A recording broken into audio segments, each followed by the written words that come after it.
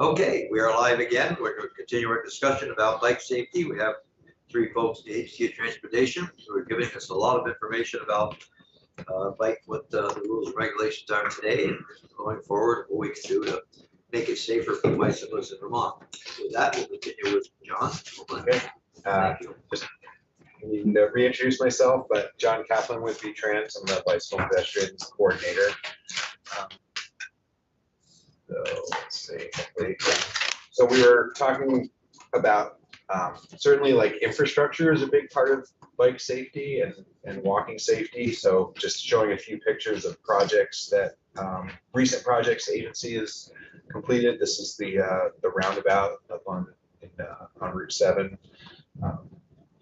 Just outside of Burlington. Of course, that has a lot of pedestrian features, and then just roundabouts in general are pretty safe in terms of slowing traffic speeds down, so kind of safer. Well, they have a lane for the bicyclists around that roundabout, or they have? So bikes, like that picture on the bottom, bikes can. That's actually sort of the off ramp, if you will, but bikes can either stay on the road, go with traffic, or there's a way for them to get up onto sort of a widened sidewalk that goes around the outside. I haven't seen that new one yet. I haven't been down to Yeah, so I'm gonna give them that option. And then this is, of course, we have the Class 1 paving projects, which, Class 1 town highways are where the town has, sort of joint jurisdiction, but essentially it's more like a regular town highway, even though it still carries the state route number. And so we tend to do more sort of, or we can do more pedestrian improvements on those Class 1 town highways because the towns are maintaining. So they have different, plowing equipment, smaller plows where they can do things like these bulb outs to make the pedestrian crossing shorter. So this is just to illustrate that, we often include a fair amount of pedestrian improvements for the Class 1 paving project. So all those are just to protect the crosswalk. Yes, I mean, water, why you have that like gutter there? Yes, exactly. Yeah. This is a shared use path project that is up on Route 15 across from 40th and Allen that we did. That's where it is. Okay. Yeah, I think that finished last year. New Hampshire or something. NH is just part of the national highway, I believe. Is what that. I was bordering on New Hampshire. Yeah. So that was the entire focus of that project, was to build that shared use path. That's a road that I know I've heard a lot of concern about from bicyclists, where very hard to be a bicyclist on Route 15. That's a fast travel highway too, where they go through. Yeah, fast, pretty high volume. So the shared use path is really probably the best alternative in that situation. And it's a magnet to those views, the parks there, the trails, pedestrians like that area. This is another Class 1 paving project that was in Hartford. And this is another path.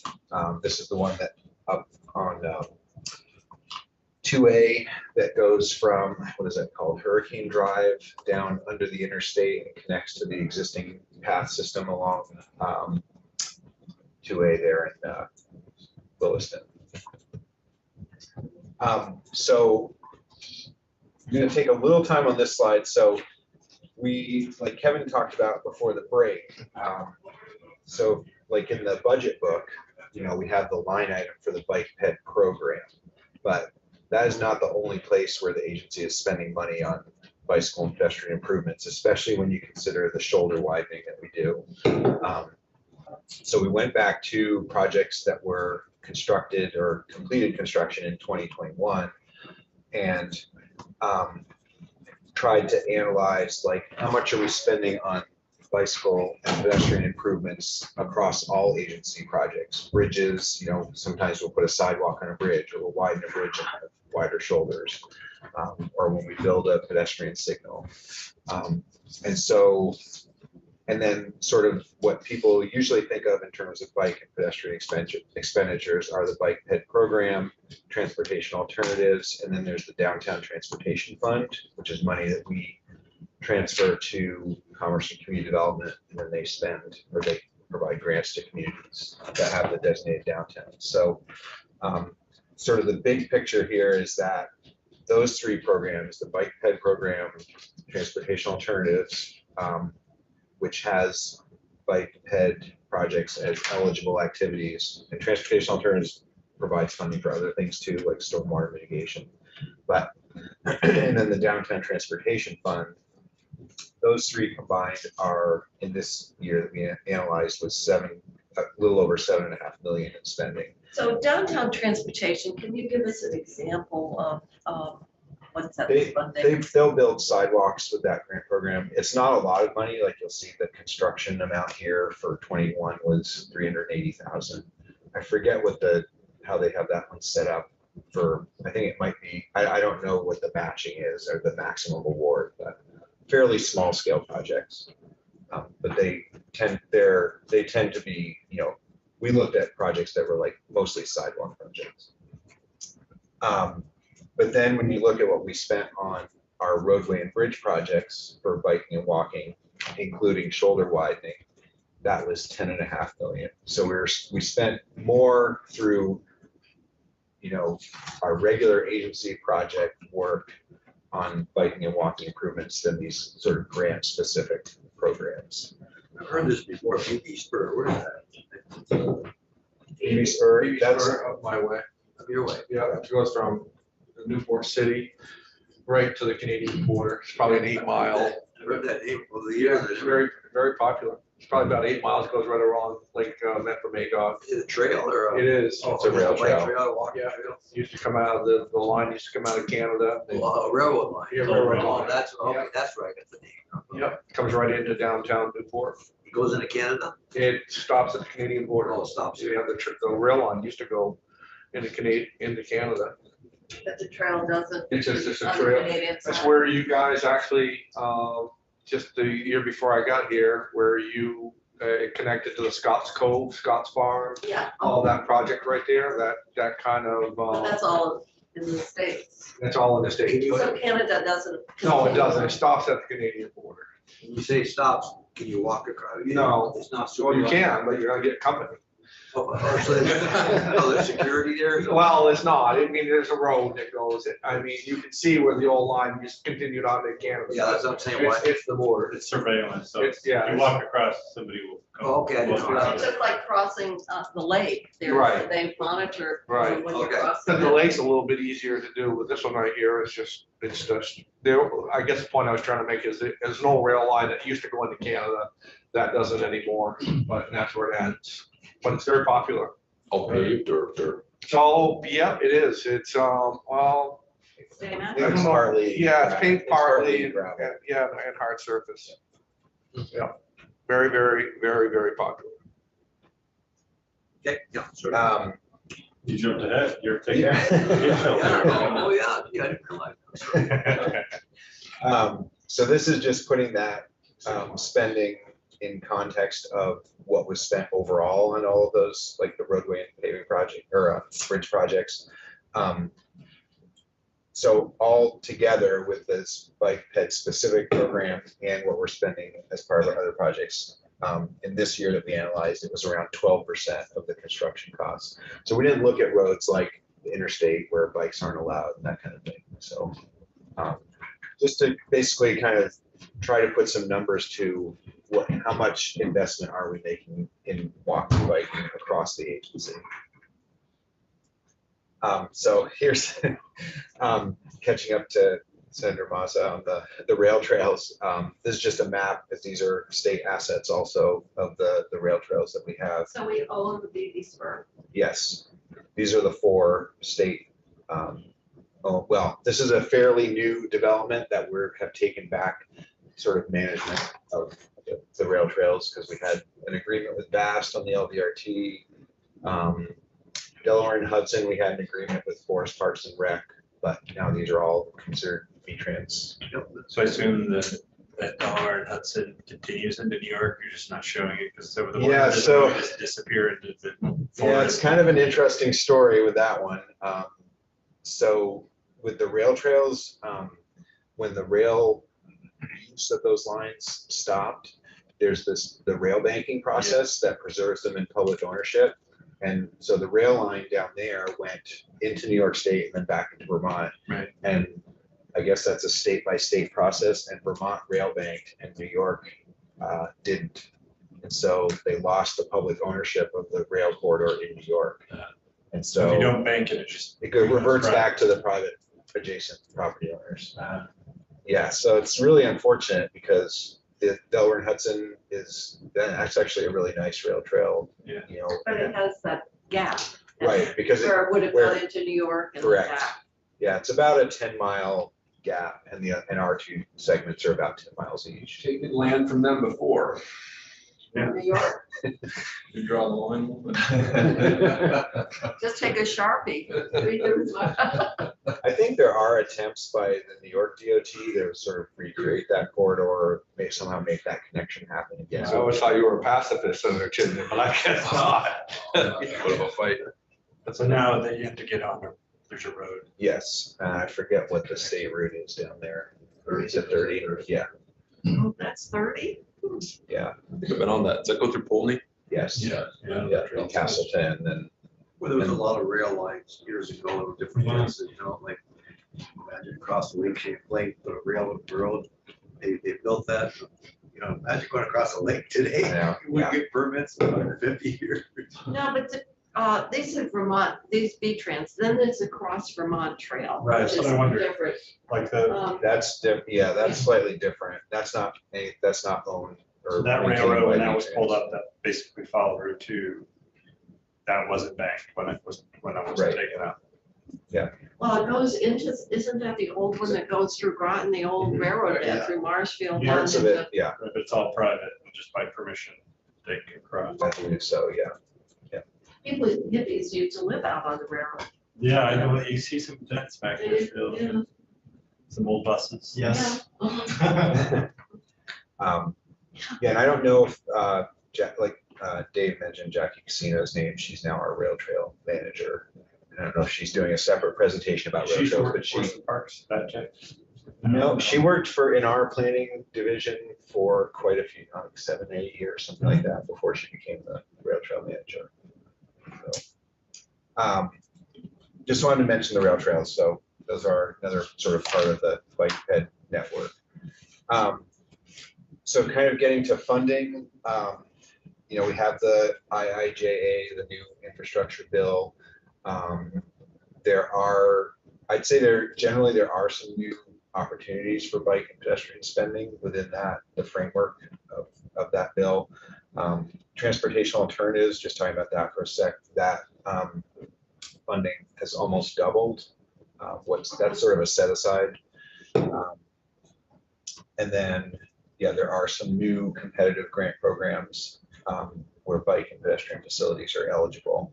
And just a couple of kind of higher profile projects that got funding through what's called RAISE. That used to be what was called Tiger grants. South Burlington. Yeah, so I don't know if you've heard about that. Exit 14 bike and pedestrian bridge that got the city of South Burlington. got Is funding. that the one that goes over the interstate? Yes. It's really gonna be a defining characteristic for the welcome map of Burlington, Vermont, for many people. The pedestrian. We rehearsed that. Pedestrian bridge you're talking about? Welcome that. Yeah, a bike, yeah, should, well, yeah, both. You work with the Chamber of Commerce? The roadway, it's not gonna be freestanding. it's just gonna be roadway. Freestanding. I was wondering if we should do Is that something. alongside or is it like? It kind of, South. it's south of the Wilson Road. Like several hundred feet or just like 10? I forget how far south. Because this is a big project. Yeah. It's really exciting. And you got a grant for it? We did, and we just approved the design last fall, so it's moving forward. And it's moving from the Staples lot to the, We didn't have anything to say about that. We could have killed that grant. So there's drawings. there's the Next time design. I saw the boy that comes in. So it goes from Staples over to University. It's gonna do a lot to have UPM connect with the South Burlington. You know, that's City sort of like, it, Yes. UVM, here we go, UVM again. Well, when you think about it, how it splits, it's sort of like when the interstate through Boston and the North End, how that neighborhood just got totally disconnected from the rest of, and now it's been restored and. So Burlington really is divided. So Yeah. 189 just basically Yeah, split the yeah, town in half. And so this will do a lot to bridge Burlington to a very commercial area of South Burlington. Could have taken that money and paved Essex or Orleans County. But it's really South Burlington to South Burlington. It's South Burlington. Go ahead. It's a good time. Never heard of it. I was in this committee. So another raise project is the Winooski, the bridge between Winooski and Burlington. That's a Like big one. Yeah, I forget what, is that On money, the that's money that the interstate. agency received, right? Oh, as a no, grant? that's not, that's the one by the old mill, Yeah. right? The municipalities, okay. So, We're working with them. So that, I mean, that's been identified for a long time as a barrier, especially for biking. There's really like, That's gonna be this one here. that's gonna be a complex project. Oh my God, to keep the traffic going on that thing. Yeah. Oh, my. But you So, can detour, right? There are other ways you can go around. Oh, a long Gotta go way through the around, interstate. miles. So the other option is pushing on the 89. I Yeah, know that's been looked at a little bit, and I don't know the There's details of, various scoping efforts and all of that. yeah, how to deal with that. There's no easy detour. I mean, it's gonna happen, but Yes, but that's a very complex project. oh my God. Yeah. The dam's right there. That's the gateway right there, you know. The main thing, just wanted to point out that, biking and walking is getting supported with this new infrastructure money. It's not in my district. thank Safe streets. Yeah, so a few other just specific programs, I already mentioned transportation alternatives, the increase. There's a program called Safe Streets for All that municipalities can apply directly for that federal funding. It's not coming through V-Trans.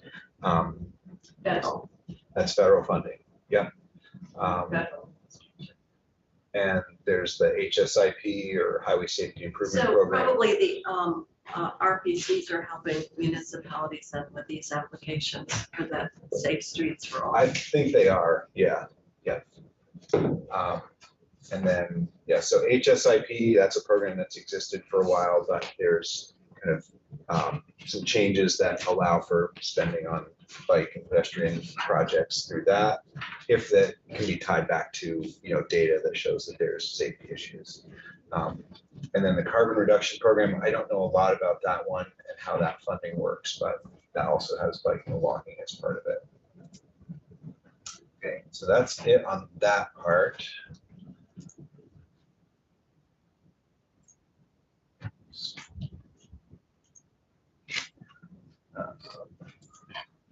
Now we're finally going to get to the safety part, right, that you have been asking about.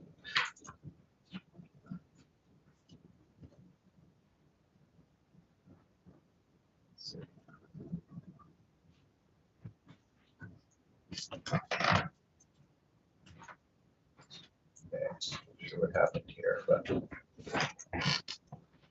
If I may, yeah, if I may, as John pulls that up, I think it's worth acknowledging, and he's gonna be mad at me for doing this. But John has announced that he will be retiring this spring. Oh. And I think it's worth acknowledging that there's probably not been anybody that's done more for the bicycle and pedestrian mode. And V-Trans and maybe within the state, and he's kind of been that humble champion that he's gonna be mad at me for saying this, but I think it's worth acknowledging that we're here today talking about all of these things. John's taught me how to look at this bike ped mode, and I think it's just important to acknowledge that he will be leaving us. What are you So gonna do? You're too young to retire. that's very He's kind. gonna go work for an RPC. No, I don't really. Yeah. Locomotion. Just enjoy some time off initially, for sure. How long you been there? 21 years? You said? 22, a 22 little over years. 22. And then sometime at the RPC. And I worked for the state DOT in Oregon as well for Wow. some time. So Are they grooming someone to take your place or are they? there's some discussions happening. Okay. Of course, we have to go through the whole regular, state hiring process. Yeah, But yeah, I'm yeah. hopeful that there'll be someone. You've always been in a bike and ped program? I have been. Wow. Wow, you've seen a lot of changes then over the years. Definitely, Yeah, yes. It's much more, it's not just the one person anymore Right, by any means. It's definitely very on the way to being very kind of baked into everything that the agency Where you does. live? In Randolph, Randolph. Okay. yeah, so, Spent some time in Randolph. Well, thank you for all your service. thanks. Really great. Appreciate that. So, God, yeah, he's got some good, like I said, when we started this, they got some good folks, been there a long time. And, yeah, it makes it so easy. But for- 22, I mean, you could commit to 60 years. You've got the longest serving, I think, state employee. oh, He's still Marv, there. He's Yeah. still going, yeah. yeah, that's pretty amazing. Well, and, you know, it is one position and we are looking at it differently, but the cool part is for many years, Amy Bell and then John were the one people that they were the one person that was the champion of bike ped, but you know, as I mentioned myself and others, they've trained a lot of us to think about things differently. Well, you've been there for a while, both of you, right? You've been at the agency quite a while. 21 years, so John beat me by a year. All right. You've been how long? I'm a youngster, I think only 13 years at the agency maybe. And you were at the And RPC I was at before the that, RPC right? for 9 before that, so working closely with, but Yeah. Wow. Kevin and I used to joke about a project up in Morrisville. Yeah, Senator, you might remember that project in Morrisville we did a few years ago, that the truck route thing. Oh, He yeah. used to he used to beat me up on the other side from the. Oh, I can see. About the bypass? Yes, Oh, my gosh. we're friends now. Oh, that's funny. I still come in the I do too. Hardwick, I still come across the bridge and come Yeah, into town that way. I do too. Yeah, I do. I was through there just the other day.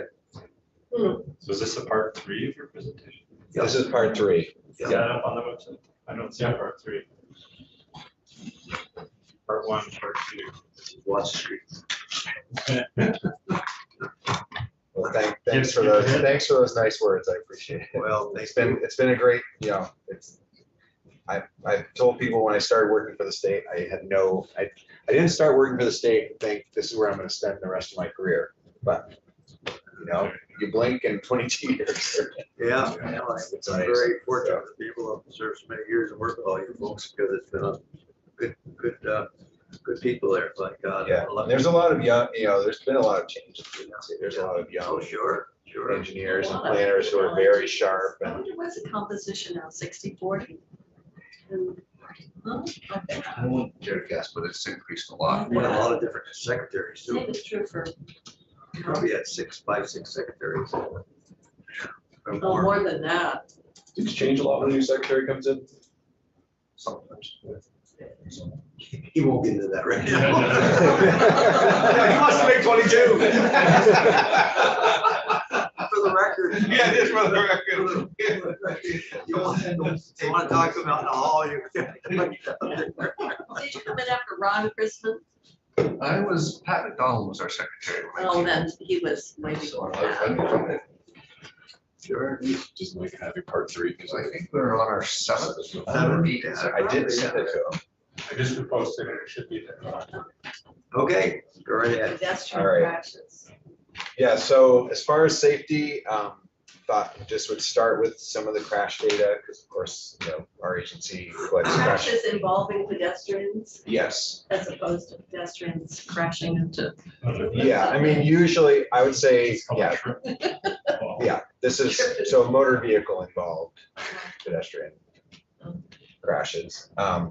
So actually our numbers are, if you look at the lines at the bottom, which are the gray line is, so we tend to look at like the ones that are considered most serious are of course fatalities and then serious injury crashes. What's the blue line, total of what? That's the total number of. Crashes? Yes, in a year, With Okay, cars. regardless, I mean, involving pedestrians. Pedestrian, okay. oh, Um, Minor, could be a minor injury or no injury. Correct. Yeah. And so you can see like our numbers for serious injury and fatalities are actually pretty low for pedestrian crashes. Everybody And- crosses the street on their phones these days. You can't believe it. Not more, my God, they don't even look either way. They just walk across. That crossing down here where the kids had to get out of school, You know, the kids who are across that walkway, they got their, whoa. Drivers are doing it too. Yeah. Well, Hoverboarders. Yeah. So you can see like overall our pedestrian crashes have been more or less on a decline, which is good. And the serious injury and fatalities are pretty flat overall over that time period. Same thing for bicycle crashes, especially on the fatality side. Like we have many years where there's 0 bicycle fatalities. And I just wanted to put this in here for context, and it actually makes some of our safety efforts kind of difficult because it's very hard to go in and look at the data and come up with any kind of Well, why don't you real- declare a victory that prevention is working? we could say that, but Even though you perhaps didn't, it may not be I mean, the thing, coincidental rather than causal, but. right, and the thing we don't know really is kind of getting back to your question earlier, we don't know how this relates to, like if the number of people walking and biking is going way up and the crashes are staying even, then we're actually doing, we're better, exactly. But it is hard to look at this data and figure out like, is it intersections or is it nighttime activity or whatever, whatever, But is you there have some? you do have the data, so you could drill down, right? We do, yep, because the, Highway safety people. right, it's a uniform crash report that law enforcement uses, and so we get the same information. I love a bike that's got a light on at nighttime or a neon jacket or something for you. So They do. Actually, those lights are very bright. Oh, yeah, they blink, they don't blink, they get your attention. Now, here's the one you like right here, hurting your hand. I thought you were saying operating a wheelchair. No, hurting your hand when you said they had on your bike trail. Oh, Dogs. dog sled. Yeah, so this is from, I forget what year this vulnerable user definition got adopted. It's sometime in the last 10 years. Yeah, I remember it. Yeah, so we have this vulnerable user definition, which includes pedestrians and bicyclists and a few other specific means of transportation. And Let then, me ask, sure.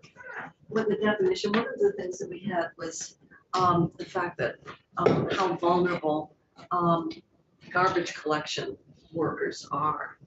And is a vulnerable user, it's got maintenance equipment or So, I'm yeah. just Yeah, so wondering, so like, if under maintenance? they would be a pedestrian. So I if you're, know. so like, But are they a vulnerable user?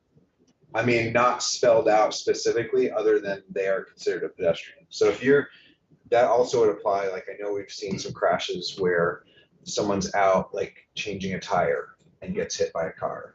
That is considered a pedestrian crash because they're not driving, they're out there on foot. And so that's how they get defined and classified if they. All right, well, there's a semicolon.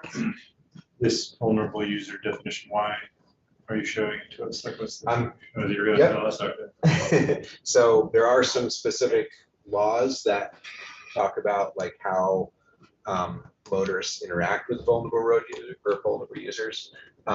So we have one law that says that you have to pass a vulnerable user with due care. And that's common to a lot of sort of other vehicle, laws, driving laws. And our law does say pass and due care, including increased clearance, and there's a recommendation of 4 feet. I don't know if you remember when that got put in, but there are some states where they have a requirement of a certain distance. I think the most common one is 3 feet. You have to provide 3 feet. But I remember public safety and law enforcement testifying that they didn't feel like that was enforceable, and that the due care language was more similar to other vehicle operating laws, and that's where our law is. So it's specifically illegal to throw any object at a vulnerable But user, you can throw it at another user, Yeah, that's a good question. like what, at another car or? no, another road user that's not a vulnerable road user. Or all pedestrians are vulnerable to road That's users. right. by Right. definition. Okay. Yeah, Cars not, can we throw things at cars? I don't know, that's a good question. I don't know if that's specifically called out or not. I think that probably is illegal. And I don't know how, I know at one Like point, pumpkins off a bridge. yeah, Be speaking from experience? No, but that happens. Yeah, no, recently. No, I've not done that. Let me tell you, kids have thrown apples at cars. They hit your car. No, not mine. No, and then, because they're riding on buses now. You don't see kids that much on the highways. The one thing, talking about vulnerable users, I've noticed this coming in. And the school bus drivers, maybe that's part of their training now, but if kids have to cross the road to get to the side of the bus, they actually position the bus in the middle of the road now. So you can't get I by. like that. And I I've still noticed. think they ought to have an arm that goes way out across the. Well, let me tell you, this is even better because they position the bus No, that's a itself good idea. right into that other lane. Hmm. And I've noticed that. That's I'm smart. wondering if that was new training and if the kids are getting on the same side as the door, that they don't pull over, but if they've got to walk across the street, it's really good protection because it avoids, the car can't get by. They're not using it all over, because I know my town, they're not doing it. Well, I noticed it on the buses coming in on Town Hill. Yeah, not every, but yeah, a lot of people doing that. I think it's smart. Okay, go ahead. Because those kids are vulnerable. they are. So our statute is, as far as pedestrians and crosswalks, it says that motorists must yield to pedestrians and crosswalks. And this is a little bit of maybe semantics, but some states are stop law states and others are yield. We happen to be a yield state. I don't know the history of that or how that breaks down across the country, but I think sort of in practical terms, it doesn't really matter. Like basically it's whether you yield or stop for a pedestrian in the crosswalk, it kind of works out to the same thing. And then our law does say that bicyclists have the same rights and responsibilities. That one gets me, because they can go right with traffic, like Wilson Road. Yep. And right where a car is, right? Right, same, it says there, same right, so a car, they go right in front of a car. Well, no, yes and no. I mean, we do have another statute that says that bicyclists will ride as far to the right, and I forget exactly what the language says, but as I don't know if it says anymore as practical or as, But they have to stay as far to the right as they can. which one supersedes, because it said bikes at the same price as all. That's kind of a general statement. So they have to big- stop at stop signs. Exactly. They have to, the signals, et cetera. Right, exactly. You have to have lights and turn signals. That's all in statute also. No turn signals. You have to indicate a turn with your hand. Yeah. See, they don't do this, that's. I have to do that with Elizabeth. She doesn't turn He has no signals. turn signals? No, or seatbelts or anything. On what? Can you ride without a seatbelt? You have a name for your car? That's the Model T, not the Ford, not the Honda. Not my Honda. I use it, I'm yeah. gonna set up a GoFundMe page for you to change, so you can get a car. I want to see you drive Elizabeth into town. Yeah. I don't know how. I want That's that old not car. Leo's car I now. wanna buy that car, take road trips. He This, wants to restore the 31. this just Chevy. inspires me to further the conversation about e-bikes and our roadways, because people are gonna travel longer distances with the ped assist, and if they don't have lights at night, if they don't have turn signals, That's exactly. training, I just, it's worth our attention That's right. where e-bikes are out in the middle of the road. Okay, go ahead. What's that? Yeah, I just wanted to put a few, it's, I've seen like a summary of the state bike and pedestrian laws that's like 4 or 5 pages. So I didn't want to reproduce that, but I just wanted to hit some of the high points. And then as far as kind of sticking with safety, integration with other things that we're doing, we have our agency strategic highway safety plan, and there's a vulnerable user focus area. And those percentages are in that plan. It identifies an objective to reduce fatalities and serious injuries by those percentages. So if you remember back to the first slides where our You're lumping fatalities and serious injuries together. Yeah, that's- Yeah, we got enough fatalities and, that's pretty common in sort of the highway safety world to put those two categories of crashes together for motor vehicle crashes as well. So, and something that's a new requirement from federal highway, they are requiring all states to do a vulnerable road user safety assessment, which is really asking us to drill down into that data, at least 5 years worth of data of bike and pedestrian crashes, and try to identify any, common causes, and also to look at demographics, like where the crash is happening, and then have a plan to address whatever our findings are. And that assessment is due in November of this year. So our office, Operations and Safety Bureau is heading that up. That's where our data management section is that has all that crash data. And then just put this slide in on sort of national trends around. There's a big focus on pedestrian safety, especially. I know you guys have focused on, bicycle safety, but nationally, the number of pedestrians that are being, involved in crashes has really been on the increase. Vermont we're kind of an exception in that ours has stayed pretty flat, but there is a lot of focus on pedestrian safety nationally. So we've kind of talked about this a little bit. Infrastructure is definitely part of what's going to make biking and walking safe. Slower vehicle speeds, and that's often tied in with the infrastructure, kind of designing a road to reinforce whatever speed you want drivers to be going. Education, obviously that's a big part of it, and then enforcement as well. So just to kind of go through a few of the things that exist now, there's this, we have this Safe Streets webpage that has a lot of resources. People can get our, the bike safety publications that we have through this site. That's just a shot of the materials that we have. And, we do outreach through our, trying to think of the name of the section, like where Allison LaFlamme is. The Highway center, yeah, they Formerly known as Governor. formerly known as Governor's Highway Safety. So they do things like, using all the different social media to get messages out on all highway safety topics, but they do include like pedestrian safety in those messages.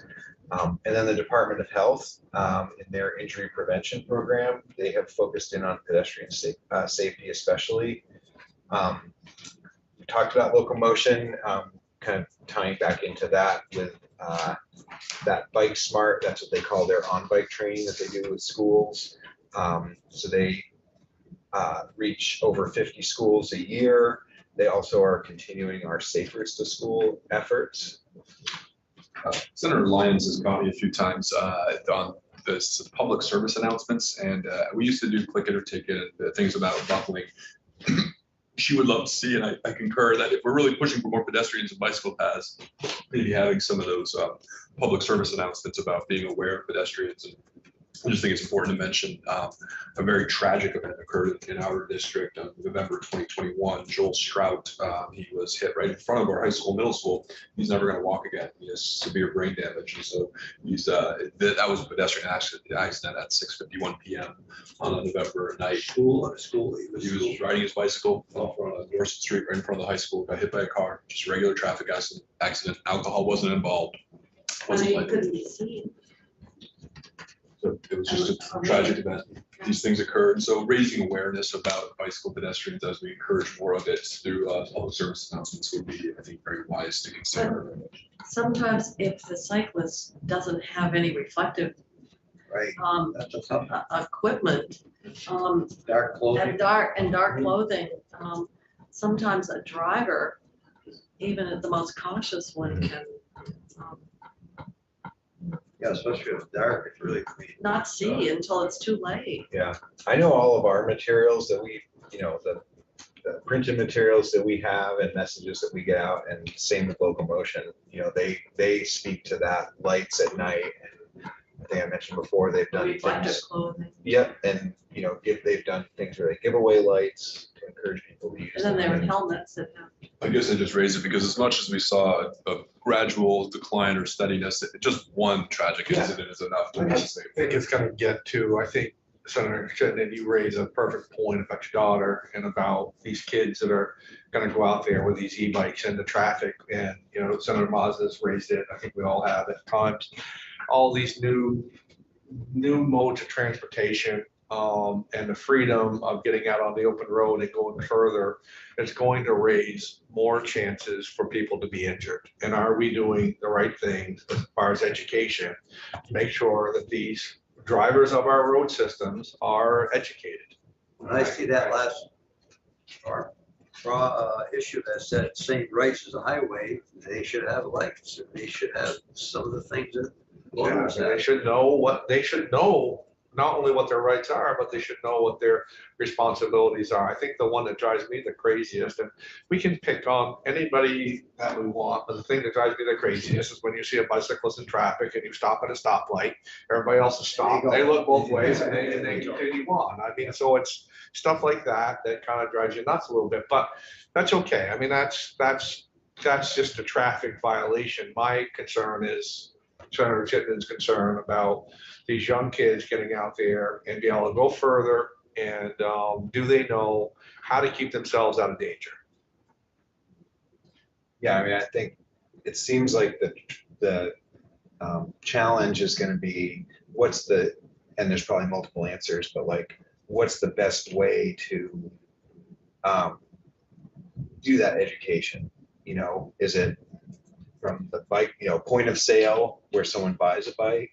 And the Is media. it through the schools? Is it, I can, and it's probably a combination of that. I can remember when Montpelier, I lived here from 72 to 76, the committee's heard this before, but they did have it. They had a thing in school where we went. I can't remember who put it on, but I remember that to this day, this one-day course about how to be safe and the hand signals and all of that, very, very powerful. And I remember it to this day. I'm 58 years old, and I can remember, that's the only reasons I know what the hand signals were or any of that stuff was because of what they did. And and if the local motion's doing that, then great. But we need to make sure that these kids are understanding what their responsibilities are and how to stay safe. Yeah, and that is their Bike Smart training. That's exactly what they're doing with that. But I think there's definitely seems like there's some room for other means to get that message out, whether it's PSAs or, social media. I was gonna say, do we do PSAs on social media? Yeah.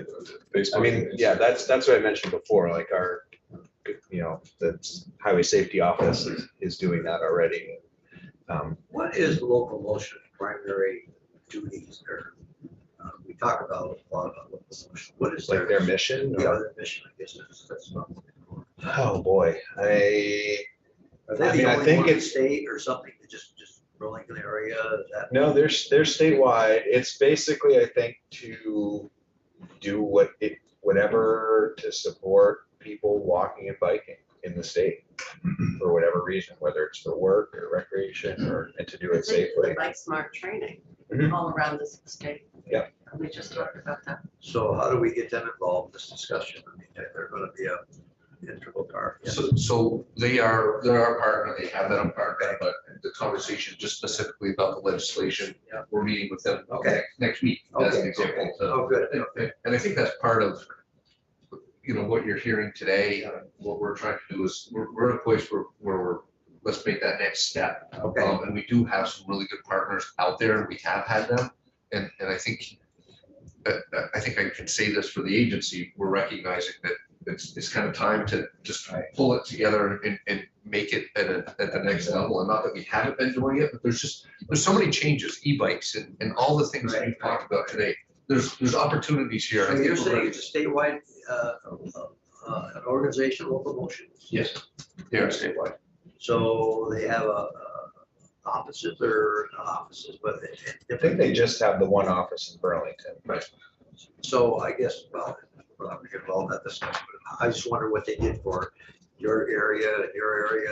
and I saw your them, area. they came to Danville School and they brought the bikes, they were in a van and stuff, and they were there for several days. So they traveled to the schools, and I imagine they would go, the schools would make a request and they would schedule it when they, when their time is free, but I So they know, must have, the schools must have to request or something. I imagine, Yeah, I think that's how it works. Oh, okay, just. And they also work with schools on the Safe to Schools programs. Oh, okay, I didn't know, I thought it was just Burlington, I didn't know. Yeah, we could help them with that, I'm sure. And we have other partners that, around the state that we meet with, the NRC, ARP, and there's others that. Health department. The health department that we work engage with in. Warwick, I'm sorry.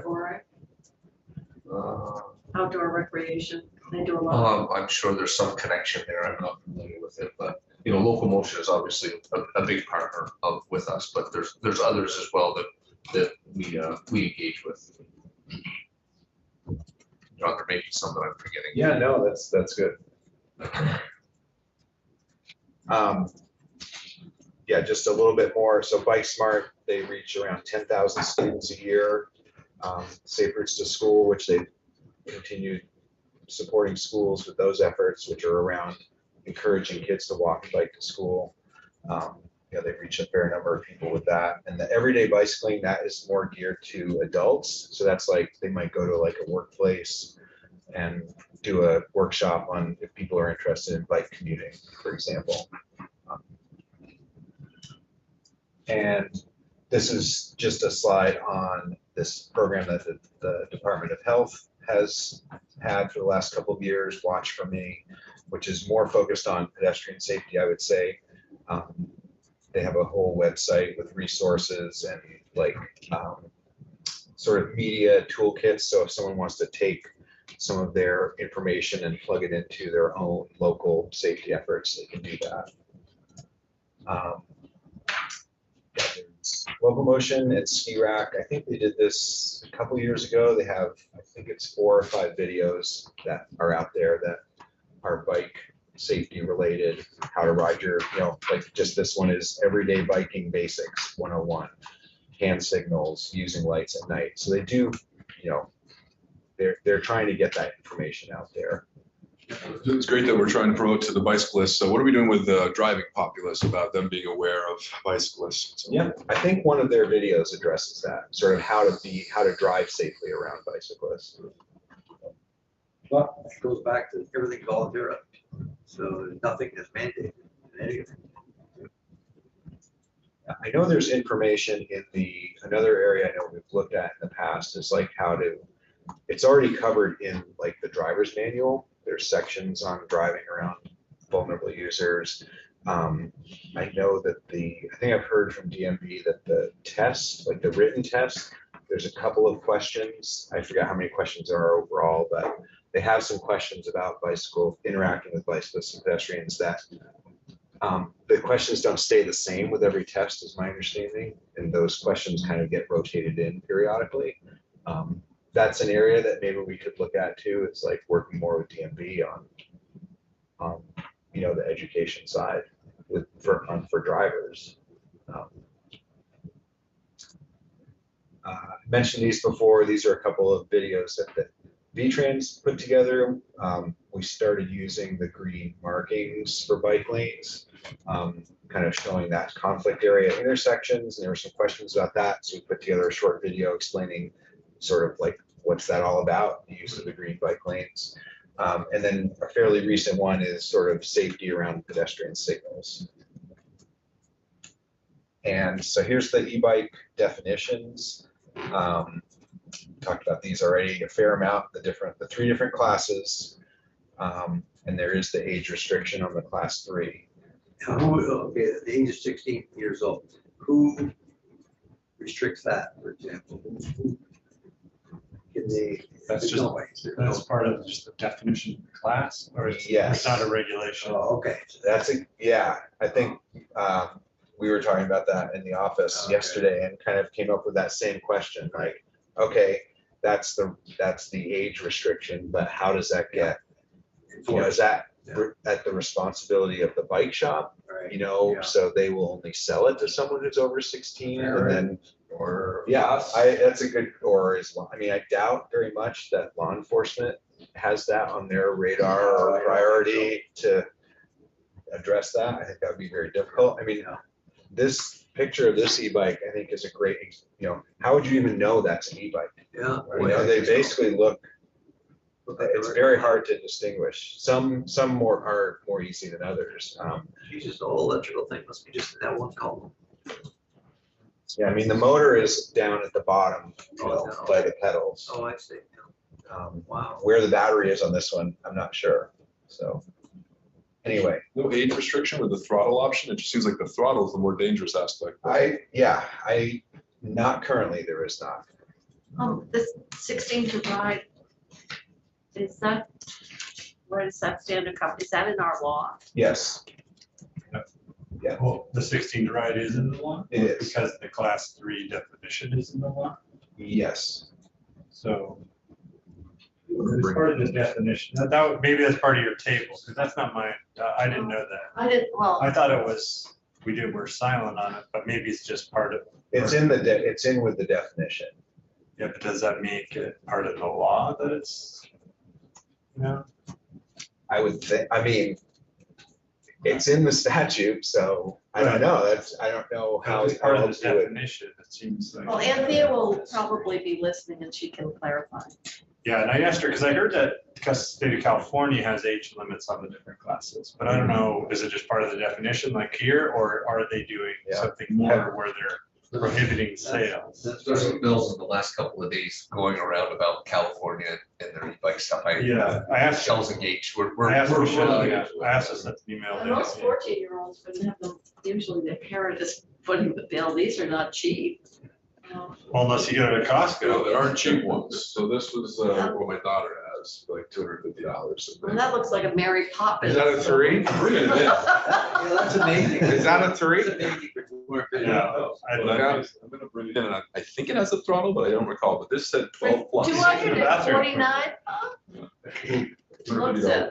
There's two right now at Costco for about 550. You know But what? the other one was a scooter. Yeah, scooter, but with a motor. I think this is a very worthwhile conversation to have because these things are getting on the market and we're encouraging them with incentives. Yeah, they're dangerous. It's incentives and infrastructure. Can Centerton and use one to get down the hallway to the bathroom? Well, You yeah. There's don't a want lot of cost. He's gonna want a He's ramp. yawning, he needs one, yeah. He's gonna want a ramp, and maybe we can get him a grant to get upstairs. Well, South Burlington, he's on the council, he gets a special permit. Yeah. For another month. We used to have ramps in A building in Waterbury, no stairs. Yeah. Okay. Nation's faster. Go right ahead. Yep. I think I was talking to you, Senator Moz, about this during break, or maybe I mentioned it before, but we are working on this is something we're working on with Locomotion on like a hangar that would have some information about e-bike laws we're gonna provide to bike shops for free, encourage them to put that on e-bikes that they have for sale. So we're working on that. We're looking at best practices around safety education. Sounds like we'll be looking at California's laws potentially.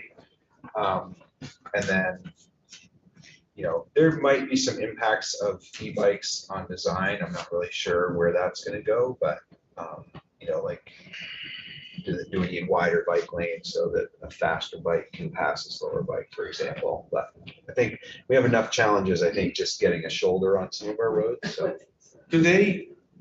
Nothing mandates a helmet on any of that? We have no helmet law in Vermont for bikes, period. California, again, says that class 3, do need, if you're under 18, you think you have to wear them. That's all gonna be part of that table that have talked about Yep. putting together. So Yeah, we're required to wear helmets. They will. Better be good. No pressure. Did I mention that Michelle was, no. That's why John's retiring. Yeah, right. He's out of here. Right. How Good luck with the many table. months, John? Pardon? How many more months you got? April 21st is my, Oh, That's see, my he's got last just in time. It's summer, I Out of here. He's gonna help us. Yeah. I'm not gonna bail before I hit that. Pension doesn't start till September. The table's done.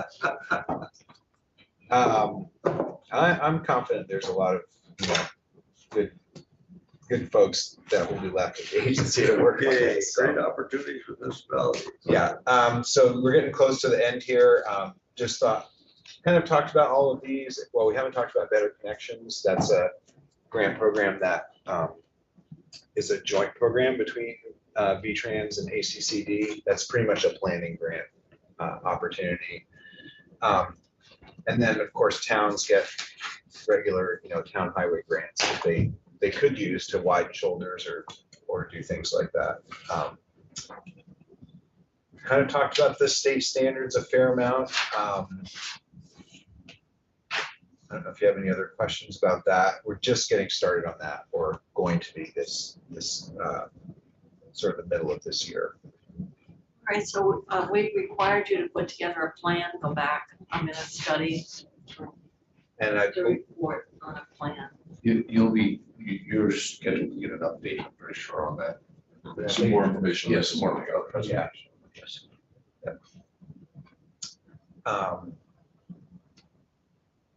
Yeah, I mean, one thing I guess I'd point out this one is that on the, the national level, the guidance that's out there from like AASHTO and Federal Highway, other organizations has really, there's a ton of great design guidance that's out there. So one of the things I know have talked about with the update to the state standards is not to just there's no point in reproducing that, but it's more sort of the framework of how we look at projects and making sure that people know what resources to go to, how to consider all of those in the design of projects. So that's pretty much it. I mean, hopefully I know that was kind of a long No, I'll call tell you, to hear the big picture, but when I started this a year ago, it was just, like I said, I don't get involved in too many issues, but this one here just seemed to hit me, and I just felt that I'm glad the committee has really opened it up. And I thank you folks for bringing all this information. I didn't know where to turn to find out any. I didn't realize there was so much knowledge from AOT about bicycles, but I think it's something. I think we're going to be real proud that we do something. I don't know what it is, but like I said, from day one, I don't know what the laws are. I just knew that it's a growing population, and I don't want to discourage it. I think it's great for the state. We're incentivizing bikes, electric bikes, even regular bicycles. I think it's great for people's workout and exercise. And $18 million a year on infrastructure and Right. upgrades. And I just, I'm so pleased that you folks put this all together, because I really didn't know that we had that much history about bicycles to present to us, because I didn't know where to go or who to ask. Like I said, locomotion was very cooperative and give us information. All I was told was it wasn't an issue. And, I think we should address it before it's an issue. But like I said, I never was one to register a bike or any of that stuff, but I think safety is a big factor. I hope that. Is there any model legislation? I mean, in other words, the more and more that we have a non-motorized along using the same highways infrastructure as motorized, the risk gets greater. So are there any states that are kind of ahead in anticipating to regulate this group of users when they are actually utilizing, and they're in a combined with traffic? Because there's no question, a person on a bike versus someone in a car, I mean, the risk is so much greater. sure. And we're fortunate we haven't had any tragedies, but so I'm just wondering if other states or cities have And you don't need to answer it, but as you're looking, is there model legislation around certain regulations that are really needed as you increase this? Now, in some European countries, you know, the Netherlands, right? Well, even in Florida, they use like 12 months a year. I mean, the states, we don't use, I mean, we don't see many in the winter time, so. I saw RCT, someone put their bike on the front. Yeah. Oh, And sure, hopped out on to the the, field, right, you know. so I. Yeah, I mean, I think just to answer that, I think we are definitely looking at other states and jurisdictions to see, you know, what's out there for, you know, examples that we can use and. I mean, let's face it, I mean, we all have, as kids, we all had our single speed Schwinn. And then you hopped on and ran into a few trees and stuff on the park, but, you know, that's quite different than what our concerns are here, and that is when we're actually using that highway infrastructure for multi-users.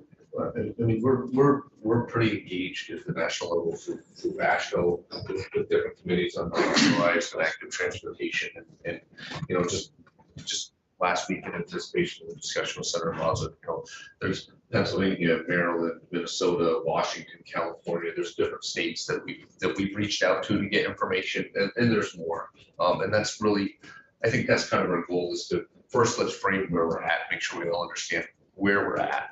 And then let's start a conversation that it's going to take more than just this year. But let's start that conversation on not just model legislation, but model education programs and Right. safety programs and design standards and those kinds of things. So, and some of that stuff has been ongoing, but certainly we're engaging with other states to make sure we're looking for those best practices as well. And I think our partners probably have some really good information on that. So. Okay, well, thank you very much. Appreciate it again. Yeah. All your- Thanks for all the time. That's,